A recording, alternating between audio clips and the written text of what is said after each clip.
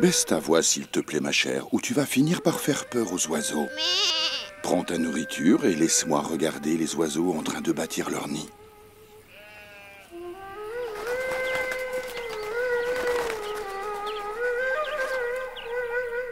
Rendons grâce à Dieu pour nous avoir donné la nourriture. Grâce à Dieu, ils sont arrivés à tous manger. Ah! Mais attends un peu, monsieur le berger. Je n'ai pas encore mangé, moi. À qui est cette vilaine voix gênante?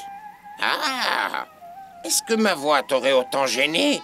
Ou est-ce qu'elle t'a rendu pessimiste comme les ignorants? Ce n'est pas ce que j'ai dit. À Dieu ne plaise. Notre religion nous interdit d'être pessimistes et de croire aux superstitions. Des paroles en l'air. Aussitôt qu'un corbeau sur un arbre croasse, les gens se sentent mal à l'aise, deviennent pessimistes et ont peur. C'est vrai que notre voix n'est pas aussi belle que la voix du boule-boule, mais elle n'a aucune relation avec le pessimisme. Aucune. Le pessimisme.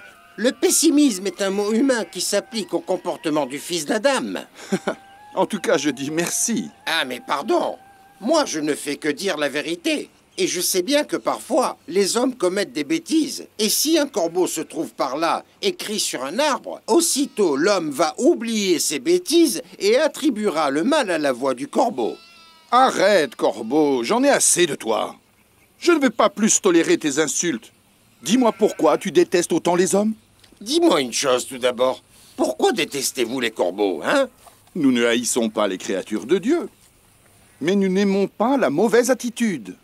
Va-t'en, je ne vais pas te donner à manger. Mais c'est insensé. Qui t'a dit que j'ai besoin de ta nourriture, mon pauvre? C'est toi qui as besoin de me nourrir pour avoir la récompense.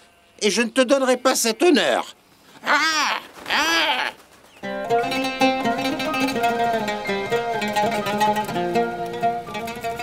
Le corbeau avait raison. C'est moi qui ai besoin de le nourrir pour me rapprocher du bon Dieu. C'était parfaitement impoli de le priver du pain que Dieu nous a offert.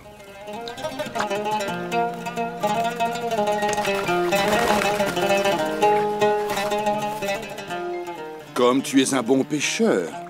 Ah! Mais qu'est-ce que tu peux être gênant? Tu fais fuir les poissons avec ta voix. Je te demande pardon. Je vais me taire. Ah!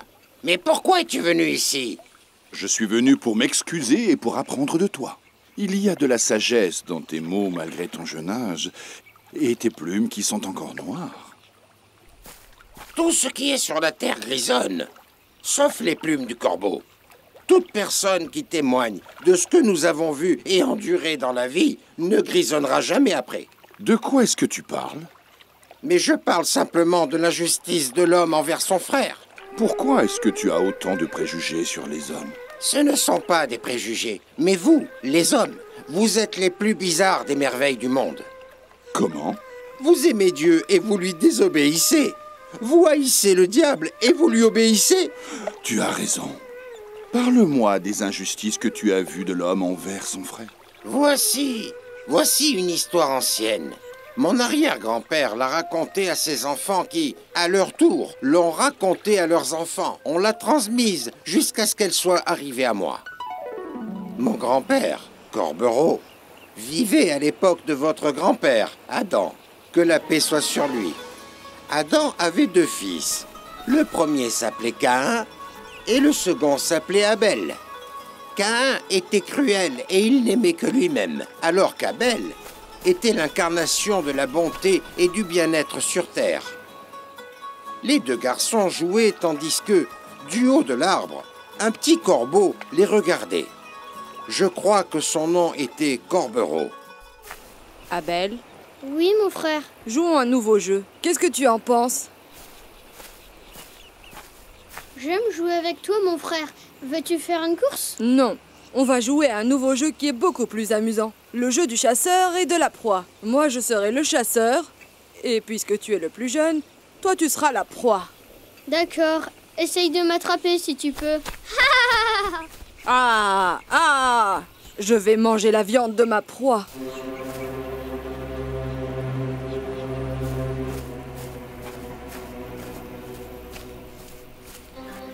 Aïe, Caïn, tu m'as fait très mal. Ce sont les règles du jeu.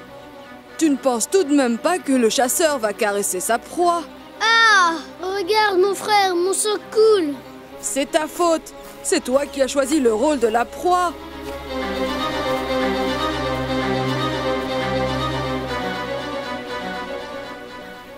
Tu regardes quoi, Corbereau? Ce sont Caïn et Abel, les fils d'Adam, que la paix soit sur lui. As-tu fini tes devoirs? Non, j'étais en train de regarder Caïn et Abel, en train de jouer. Tu dois faire attention à tes leçons, mon frère, pour que tu deviennes ce que tu voulais être quand tu grandiras, le juge des corbeaux. Et toi, Carbereau, dis-moi, qu'est-ce que tu voudrais faire quand tu seras grand? Je veux être le chanteur des corbeaux, bien sûr. J'ai une voix forte et nette. Je vais te chanter une chanson. Cacou, cacou, j'ai une belle voix. Tais-toi. Arrête le bruit, je vais te couper la langue.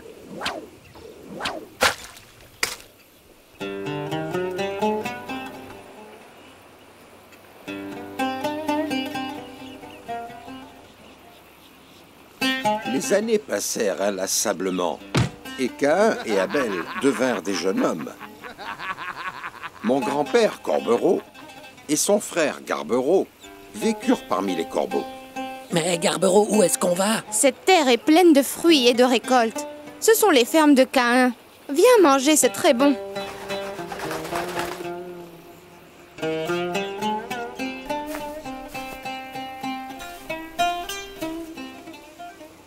Éloigne-toi de mon champ, ta voix est désagréable. Elle est aussi laide que ta figure. On aurait dû prendre la permission. Reste loin des terres des hommes autant que possible, mon frère. Mais attends, je ne comprends pas, ce sont les terres d'Abel. Il n'a jamais fait de mal aux faibles créatures.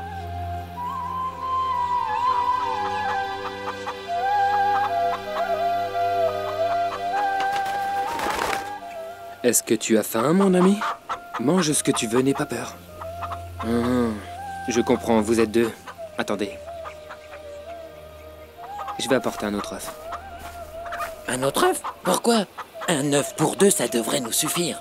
Et d'ailleurs, les frères partagent tout, t'es pas d'accord? Il est peut-être allé pour chercher un bâton. Il vaut mieux partir. Hein, quoi? Mais attends, peureux! Et puis, de toute façon, tant que tu ne chantes pas, il ne te frappera pas! Où sont partis les corbeaux?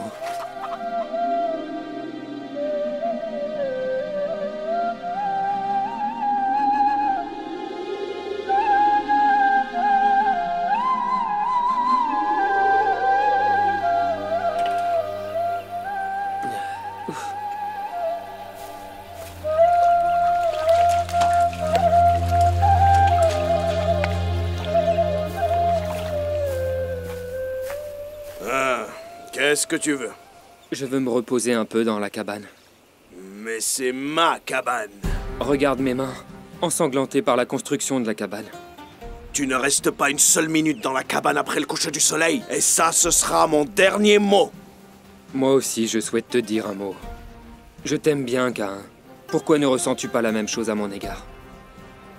Mais enfin, je ne comprends pas à qui parle ce pauvre homme. Caïn est déjà parti depuis qu'il a fini de parler.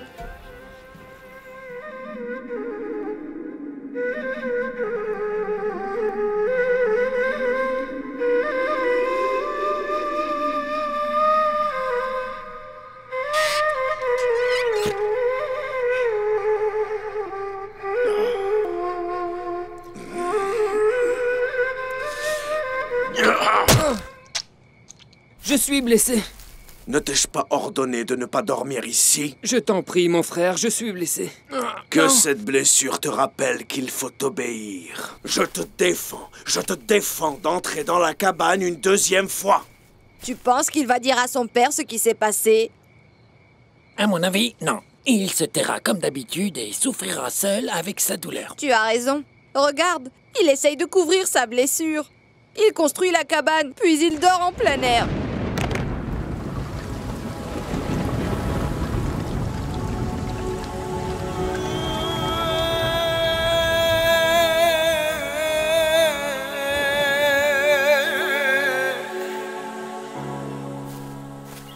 Cela est injuste.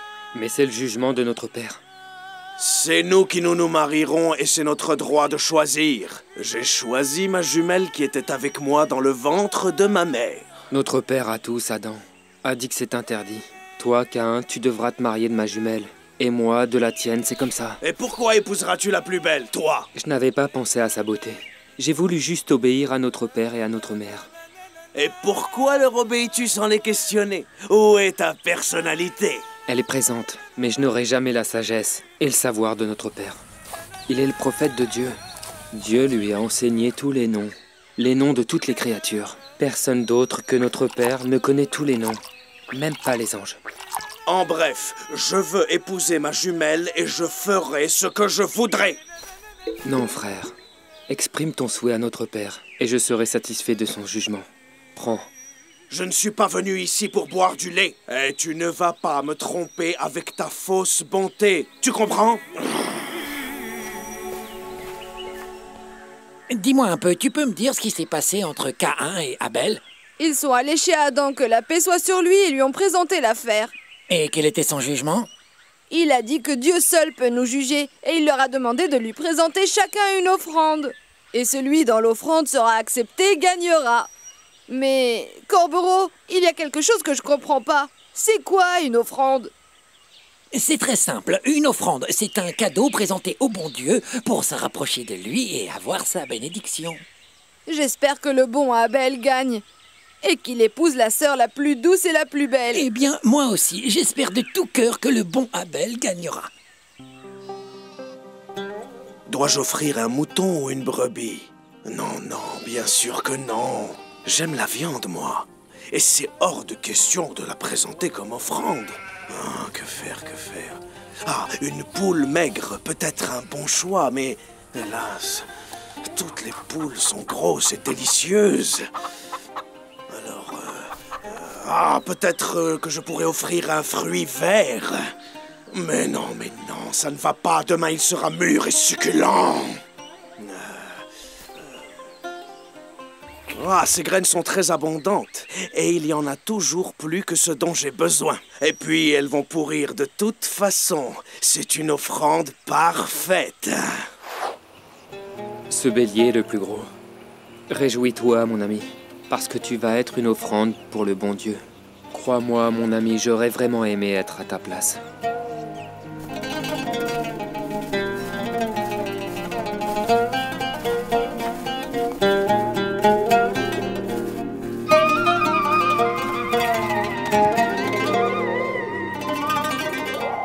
Et maintenant, alors? Que risque-t-il d'arriver? Je ne sais pas.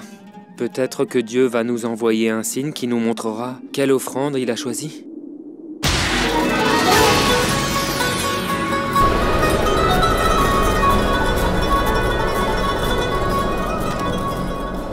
Louange à Allah, Seigneur de l'univers.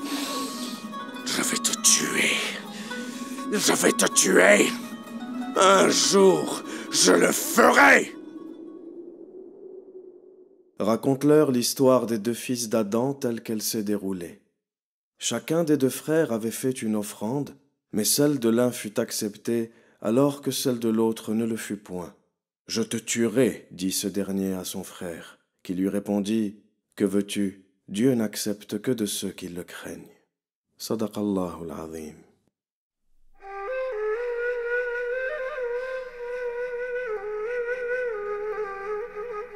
Tu comprends maintenant pourquoi je critique l'homme et je hais ses actes. Tu as le droit d'être en colère contre Caïn et de le mépriser. Mais les hommes ne ressemblent pas tous à Caïn.